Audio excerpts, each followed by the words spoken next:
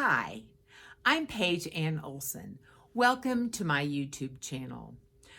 I'm going to show you a new process that I've been working on. I wasn't sure I was going to like it, but I do. And it's using Niagara spray starch to prep all my fabric before I cut out a square. So I also do it in a very small space. So if you want to know how I do it, please join me. To get started, just get a plain, ordinary old bath towel you don't use very much. It will get saturated, so you may want to have one that still has some life in it. And I actually put it on top of my mat, my ironing mat, my wool mat, because the towel tends to get pretty saturated, depending on how much you're doing. So I don't want to put it right on my tabletop. I'm going to show you how I starch my fabrics using, this is a block of the month mystery quilt I ordered from Fat Quarter Shop. I'm going to be working on block 3, and to do that I need to go ahead and starch these small pieces of fabric. And then I also got the finishing kit, and I'm going to go ahead and starch my finishing kit as well. So these are much larger pieces of fabric, and I want to show you how you can do that using just your tabletop, a small space. And I do not have a large drying rack either, but I'll show you how I use my drying rack once I have starched the fabric. So my pieces for block 3 are laid out. I'm going to get my Niagara heavy finish, and there is a place on the top rim that has a red dot. Can you see that? You might not be able to see it. Let me see. See that red dot right there? That is where you're supposed to line up, where the little sprayer comes out, and that will give you a more even spray. So you line up the little hole right there with the red dot that's in the top of the rim. Shake the can a little bit. And then I do a light spray covering the entire piece, just like this. And when I'm done, I'm not heavy-handed. I want to completely saturate the top. I don't want it dripping though. And then when I'm done with that, I flip it over. And when it's on the back side, you can kind of see the areas that I have missed or that's not as heavy, because I want every piece of it to be wet. And again, I don't want it dripping, well, at least not as much as possible, because I have a linoleum floor and I don't really want it on my linoleum floor. I don't want to have to clean it up, number one, and I don't want it to get slick. So there you go. And then I'm just spraying this so that both sides are pretty saturated. I might let it sit here for a minute and kind of get absorbed into the towel, which is why the towel gets pretty saturated. And let me see if you can tell, like, it's pretty wet. I don't know if you can tell that, but the whole back is really wet. So I'm going to lay this right on my drying rack, just like this. And this, it's in an air-conditioned space, so it probably will take a couple of hours. If I don't, you can actually double up your fabric and put them together and let them dry together like that. Obviously, it takes a little bit longer for it to dry, but this will take just a couple of hours for it to dry. I'll bring my drying rack over here and show you what my drying rack looks like and how I actually place it on my drying rack. Here's my drying rack. I bought this for $30 at off of Amazon. And what I like about it is that it's very lightweight. It is not wooden. You don't really want a wooden one, because the finish on the wood could potentially come off on your fabric. And it's really easy to to tear down and store and leave up. I just have to lift up on these two bars and it just collapses. And I don't know if you can tell, but I have a towel placed at the bottom in case there is anything that drips. I haven't had that problem, but just to be sure.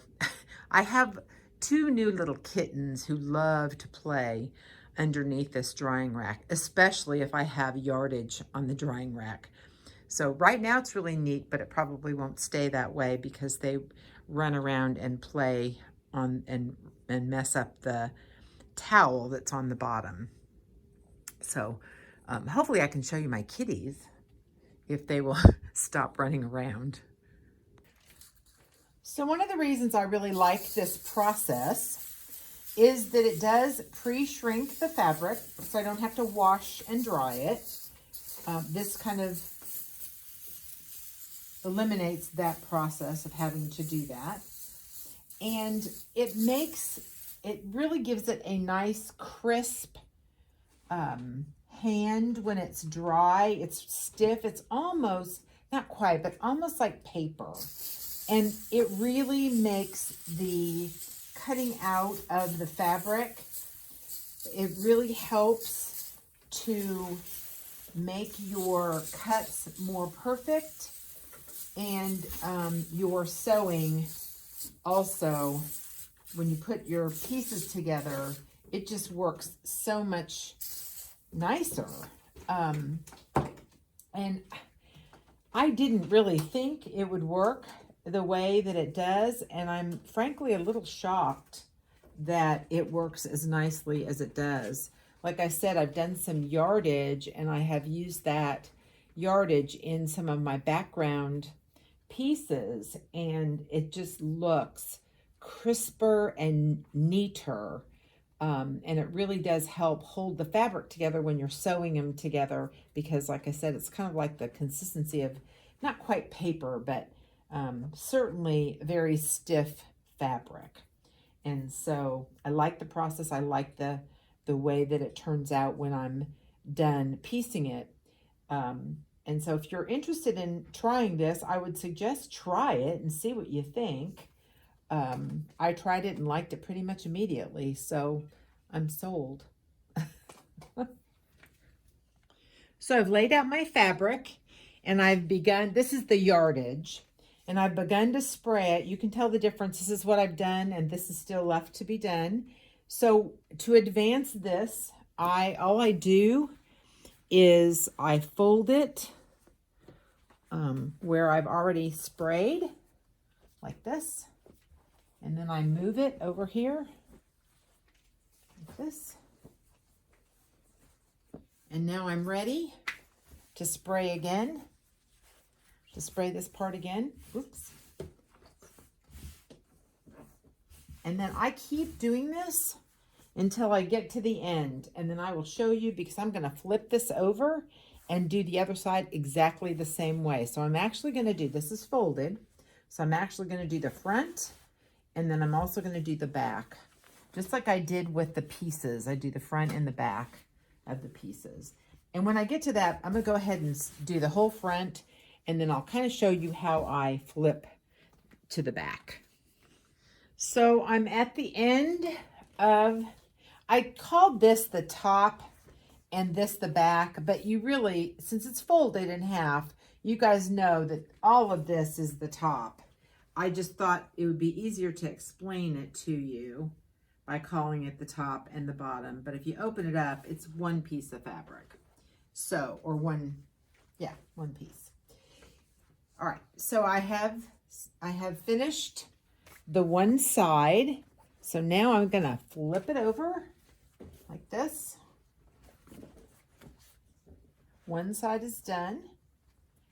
And you can do one of two things. So what I kind of like to do is unroll it. It's nice and wet on this side, but you don't have to do it this way.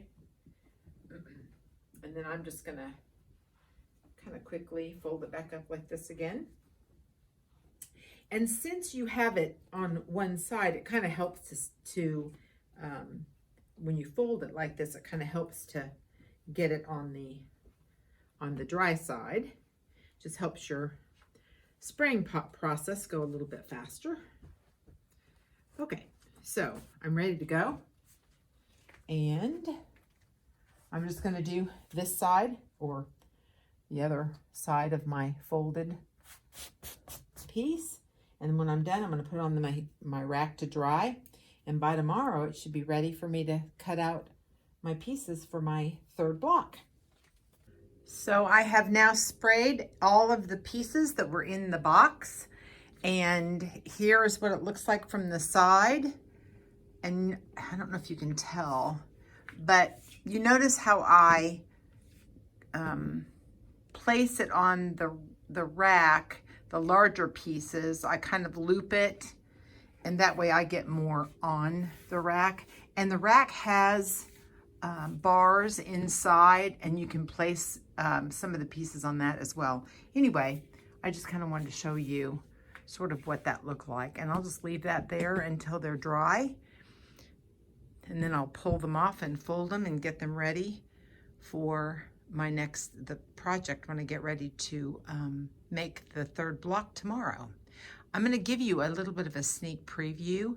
My little kitties are sleeping and they're really cute. So I'm going to show them to you and hopefully I won't wake them up. Here they are sleeping. They like these little baskets. I have fabric in them. And of course, you know, they like to sleep on the fabric. But you can see Olive is on the left and Amos is on the right.